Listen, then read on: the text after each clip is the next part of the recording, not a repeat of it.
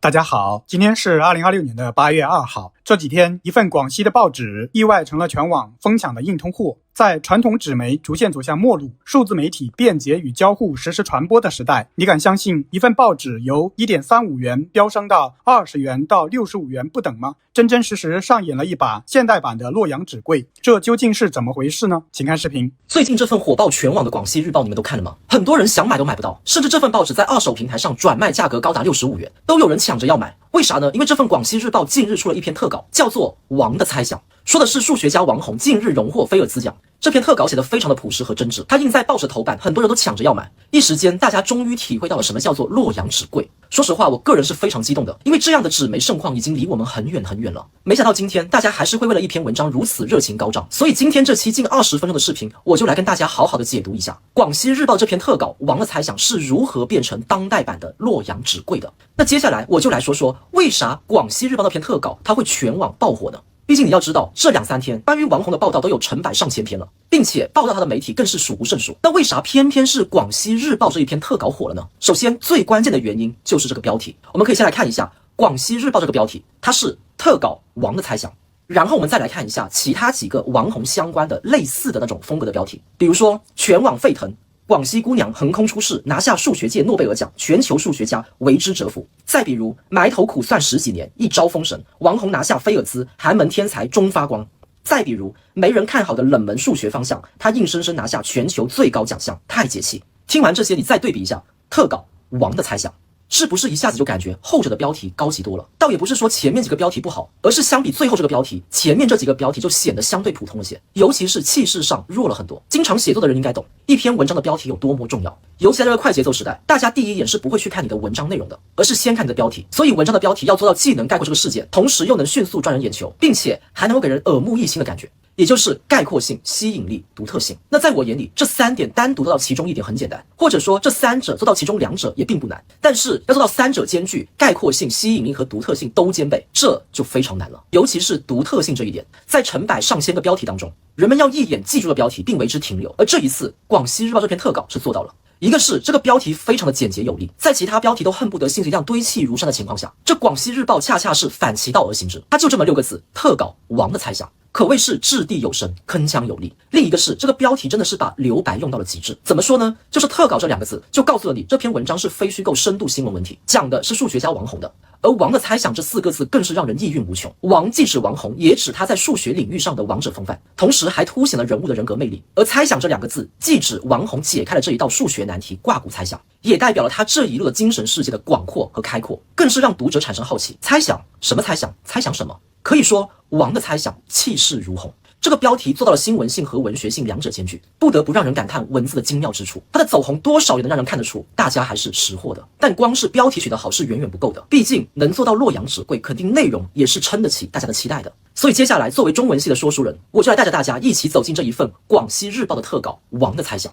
开头他是这样写的：北京时间2026年7月23日晚，4年一届的国际数学家大会在美国费城举行。当35岁的王宏从颁奖人手中接过菲尔兹奖时，远隔重洋的祖国一片沸腾。1年多前，因攻克3维情形下的挂骨猜想，这位中国籍女数学家走入公众视野。挂骨猜想是一道曾困扰国际数学界100年的难题，可以形象地理解为让一根没有后路的针转变所有方向，究竟至少需要多大空间？王宏的人生恰似那根不停旋转的针。这位从桂林山水间走来的数学女王，早在中学时期便如此形容数学。她说，它是那么的纯粹与抽象化，远离尘嚣，是我们精神领域的一方净土，但又绝非清玄之谈。当时她的未来还是一道待解的猜想，而这一晚来自数学最高殿堂的加冕，为其不懈探索给出最优雅的证明。说实话，这个开头就开得非常的妙，算是3言2语4两拨千斤的方式，就让你分别知道了王宏是谁，还有王宏的成就，他是破了一道数学界的100年难题。并且在我看来，他引用王宏那一句自己说过的话是最妙的。毕竟做过学术的人应该知道，引用本身就是得引用得当，不是你随便引用一句就可以的。而这里他引用王宏的话是，它是那么的纯粹与抽象化，远离尘嚣，是我们精神领域的一方净土，但又绝非清玄之谈。这一句话就能看出王宏思想上的脱俗，也看得出他对数学研究是有自己的见解的。那接下来报道是分成了4个篇章去讲王宏的故事。第一个篇章叫旋转的起点， 7月16日下午，平乐县沙子镇芦笛桥村雨后有些潮热，村道两旁结满了三华李与桃子，空气中弥漫着果实的甜香。这里有王红家的老宅，虽然他从小住在镇上，但记者在村里打听时，不少人亲切地喊他红红。聊起2024年春节王红回乡，大伯陈宇培印象最深的是，侄女跟亲戚寒暄一过，便转身回屋，打开电脑忙碌起来，瞬间隔绝门外的喧嚣。这种近乎本能的屏蔽力，或许要追溯到他4岁那一年的那一场意外，手臂被开水严重烫伤。随后几年，父母带着他辗转求医，植皮手术做了一次又一次。堂舅萧方武时常看见年幼的王红躺在病床上自学，因为皮肤怕光，他习惯待在室内，学会了与自己独处。小学阶段，他跳过2次级。身为沙子镇中学数学教师的父亲王应文，带领王红走进数学世界。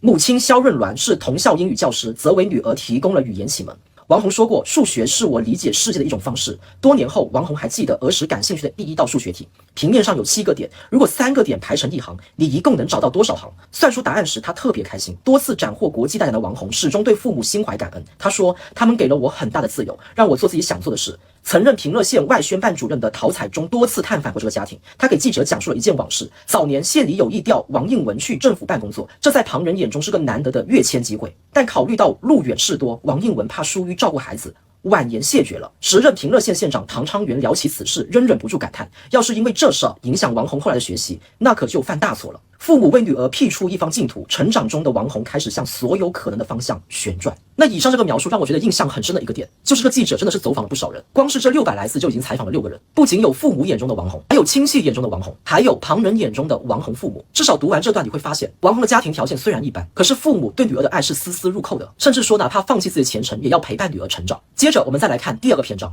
非典型小镇做题家。在沙子镇中学，王红的成绩常年稳居前茅，却并非典型的小镇做题家。刚上初1，他就缠着母亲要去听初3的化学课，试了1周，终究因知识跨度太大而作罢。小王红解题路子很野，一位物理老师说，简单的题想要特复杂，啃不动的难题反倒能用意想不到的简单法子解出来。2004年，13岁的王红走进位于市区的百年名校桂林中学高2、3、5班，在老师看来，有种和年龄不相称的成绩。高1那年，他的成绩在年纪100名开外徘徊，到了高3冲进了前10。对这个比同届生小2岁、身形瘦小的女孩，班主任唐年华印象很深。课堂上眼神专注，举手发言特别积极。入学伊始，他因思维活跃，爱抢答，招来同学当面讥讽。你一个小姑娘称什么雄？委屈憋在心里，他一度动了回平乐上学的念头。唐年华给王红买了热饮，陪他散步谈心，敢抢着回答问题是你的优点，但也要学会听别人的声音。唐年华安排王红与性情相投的同学同桌，又吸纳他进入每日一题兴趣小组，磨练数学思维。桂林电子科技大学副教授谢宁波当时是班里的数学课代表，他收作业时发现，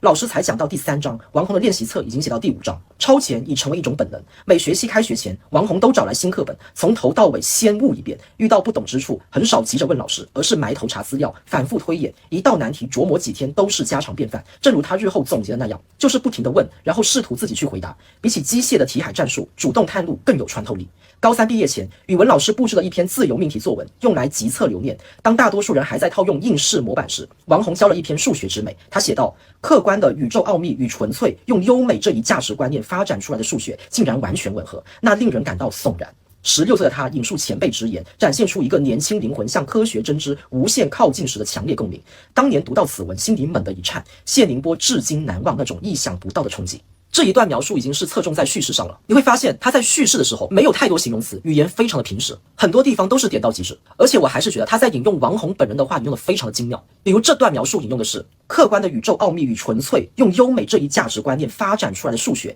竟然完全吻合，那令人感到悚然。说实话，我个人认为王红是有点语言天赋在身上的。如果他出一本关于自己怎么研究数学，这一路是怎么跟数学相处的书，我想这个内容应该会很有趣，并且很耐看。接着我们再来看第3个篇章，就是自我怀疑中探索。王红是以压线的分数考进北京大学的，被地球与空间科学学院录取的他，与心仪的数学专业失之交臂，数学一下变得很难。在群星璀璨的燕园，面对不少经过多年系统竞赛训练的同学，习惯自学先行的他开始怀疑自己，感觉一直在挣扎，能生存下来就不错了。但他对数学实在难以割舍，决定大2通过转系考试进入数学科学学院。考试挺难的，每年通过者寥寥无几。王红北大同学李新义回忆，中国科学院院士、北京国际数学研究中心主任田刚教过王红。他告诉记者，能成功转系意味着大一时要同时学2个专业的课程，本专业成绩还不能太差，他做到了。即便如此，自我怀疑仍如影随形。远赴巴黎留学期间，王洪一度将目光投向数学之外的广阔世界，文学、绘画、艺术，甚至暂停数学研究长达半年，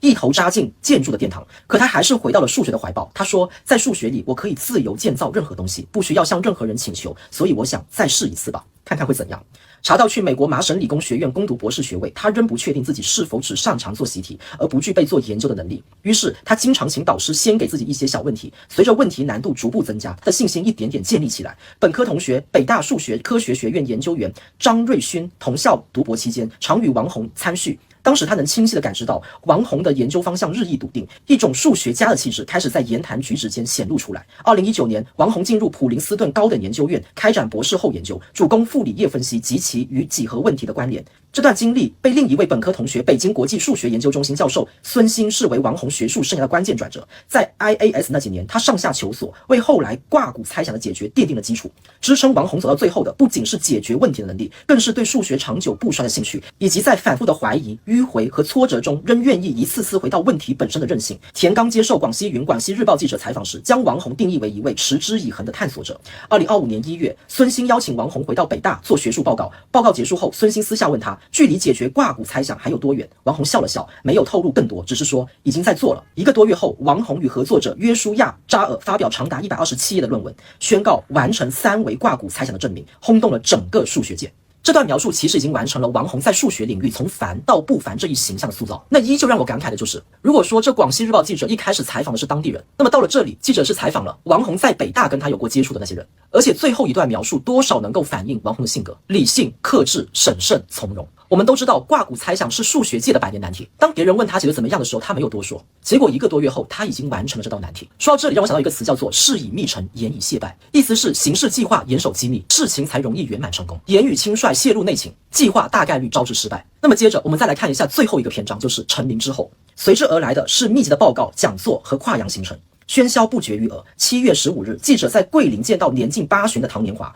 谈到自己的得意弟子，他脱口而出：太多人想找王洪了，还请大家不要去打扰他。在杀死正中学几位老同事的记忆里，王洪的父母安静实在，很少在人前提及孩子的成就，一概不接受任何采访，母校也尽量隔绝不必要的烦恼。北大1997级校友、加州理工学院教授李毅在一篇文章中提到，2025年夏天，王洪访问北大期间，校方替他挡了许多采访要求，还帮助清理了一批假冒他知名的自媒体账号。面对外界的纷纷扰扰，王洪始终保持一贯的低调、冷静与谦和。在极少公开的发言里，他说最多的是感谢，将成果归功于前人的积累、合作的智慧，以及恰好在合适的时间遇到合适工具的幸运。研究之余，他拿出更多时间去锻炼，除了从小打到大的乒乓球，在海外学习工作期间还练起了击剑、跆拳道。有时我只是随意走走，在花木树丛之间，这让我头脑清醒，也更平静。我只是任由思绪漫游，想到什么是什么。有时候探索数学之外的东西也挺好。在菲尔兹奖颁发现场播放的个人短片中，出现了王洪家乡的秀美山水。他说，每次回家我都觉得焕然一新，还常和父母去公园散步。桂林是一座非常美丽、非常惬意的城市。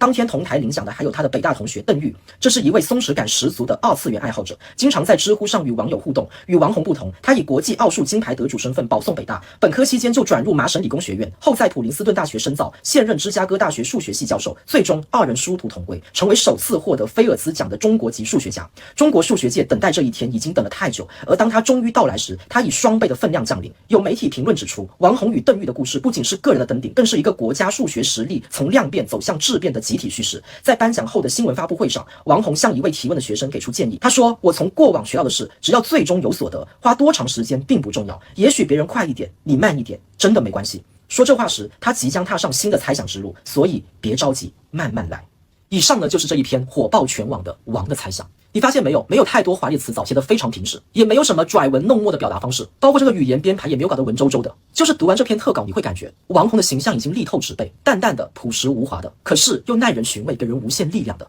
说实话，一篇好的文章就是如此。一篇好的文章从来就不是来彰显写作者自己多有文化，一篇好的文章应该是向大众去传递动人且朴素的故事，让大众在故事里面去产生美好的共鸣和阅读体验。一篇好的文章不是非得要设置一个阅读门槛，好的文章其实也可以老少咸宜，也可以家喻户晓。所谓高级的文字表达，从来就不只是阳春白雪，也可以是下里巴人。因为高级的从来就不是文字，文字只是我们人类用来交流的一个具象化符号，真正高级的是文字背后那一份心意。正如王洪，他虽有数学上的天赋，但是这份天赋如果没有后天努力的加成，没有坚守的热忱，没有数十年如一日的热爱，没有自由广阔的想象，也是不可能走到今天这个成就的。最近我看了很多心理学的研究，我发现其实大多数人的智商其实都是在一个正常普遍的范围区间。它虽然是有高低啊，但是真正能够决定这个人走得有多远的智商的作用还真的没有你想的那么大。真正能决定你在这条路上达到什么成就，能够走多远的其实是你的精神世界，是你对你所热爱的事物的那一份热爱。你有多热爱，你就有多少能量。正如王洪说过这么一段话，他说，我在 Eben Mattel 教授指导下做过文献阅读，他告诉我，如果我有任何困难，我只需要收集这些问题，下次见面的时候再问他。那是我第一次意识到，我不需要单打独斗，全靠自己理解。有人愿意帮助我，这给了我一些慰藉，我也变得更有耐心，不那么紧张。最终，我也能够靠自己理解绝大多数的数学。虽然很多人看到这句话会觉得王洪很幸运，会觉得他遇到了很好的教授，会觉得这样的机遇可遇不可求。但我的理解就是，首先他自己是先成为那一个很渴望解决这个问题的人，然后才自然而然的遇到了有人去帮他，渐渐的他才认识了越来越多志同道合的人一起去解决这个问题。这其实是一个归因思维方式上的区别。如果你是觉得是有人帮他才做到，那么你的思维就会变成 OK， 反正没有人帮我，那我做不到也很正常。但如果你把这个看待问题的思维转变成他是真的很想做到，并且一直在坚持，然后才碰到了有人想帮他，然后他才逐渐的越来越完善了，那么你有一天也会逐渐的往这个行为上去靠近。一定要相信吸引力法则。正如他那段话里面的最后那一句话，他说的是，最终我也能够靠自己理解绝大多数的数学了。所以最终还是要靠自己的。所以这期视频最后的最后，我是想跟那些还在自己领域上坚持和坚守的人说，也许别人快一点，你慢一点，但真的没关系，只要最终有所得，花多少时间并不重要。所以别着急，慢慢来。希望我们都能在自己的人生里面做自己的王。王的猜想火爆，不只是买一张报纸，而是在抢一种时代见证。它击中了大众对寒门逆袭、科学突破、民族荣誉和稀缺收藏的共同情绪。标题巧，故事强，人物传奇，加上纸媒稀缺，让普通纸张变成了历史纪念品，所以有人高价追捧，就不足为奇了。大家怎么看？欢迎在评论区说说你的看法。最后还是希望大家多多点赞、评论、订阅，谢谢大家。